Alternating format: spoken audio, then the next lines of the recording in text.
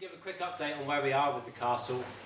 Everybody who's seen it will notice that it's all wrapped up like a Christmas present at the moment, and the builders are on site, the masons are there working away to consolidate the ruins and stabilise the structure.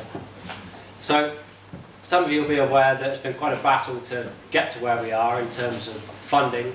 The costs for the project have sort of fluctuated as the vegetation's been cleared away with great effort and help from local people.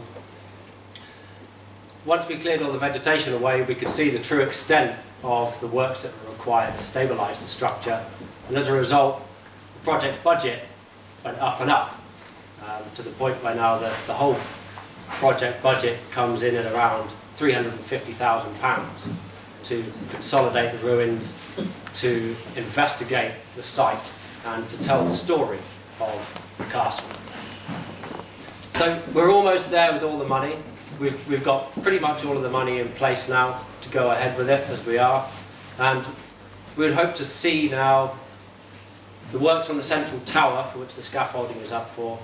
That should, weather dependent, start to come to a close around mid-February, something like that. But again, if the temperature drops to below, I believe it's 3 degrees for a long period of time, then we'll have to stop the lime mortar work, because the lime mortar won't be able to set, won't go off properly, will crumble.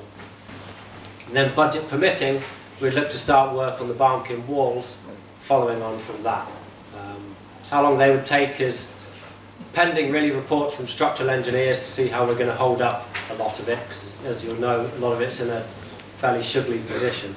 The funders that we've had involved in the project, the major funders, Fife Council have been very supportive as part of their capital programme. The Heritage Lottery Fund, of course, have put up a good deal of money towards it. The Fife Environment Trust, through the Bonati Heritage Preservation Group, they've given us a significant amount of money, and Historic Scotland have also recently awarded us a grant of £50,000 towards the project. Further cash match that we've just secured, there's another £30,000 from the Fife Community Works programme, and this is based on taking on a young person to work alongside the stonemasons for the duration of the work. So this will be a young unemployed person who will hopefully have an inkling to working outside and towards masonry. So they will work alongside the contractor, and then it's hoped that that young person will then go on to be offered further placement with the contractor, depending on how the placement goes and how they are placed for work.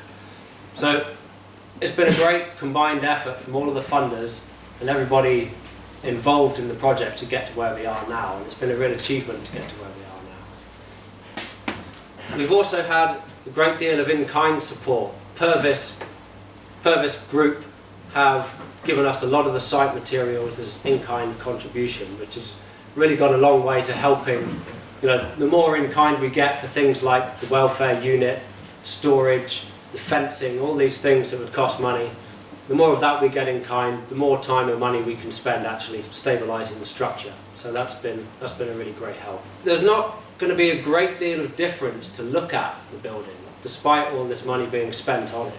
Actually, once it's been finished, it'll be repointed, the stones will be stabilised, but as far as the shape, form of the structure goes, it'll be as it was before we put the scaffolding up. So, just in case anyone's expecting a sort of castle tea room or anything, when the scaffold comes down, it's not going to be like that.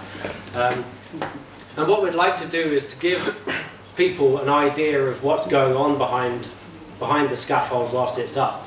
So, come the new year, we'll be offering places on a small tour around the castle for small groups of people. What we're talking about at the moment is perhaps a group of around 6 people once a month could get a tour around the site with myself and with the architect, and get a chance to speak to the masons and get a chance to see what's happening there. So keep an eye on the website for that, and we'll keep you posted with developments there.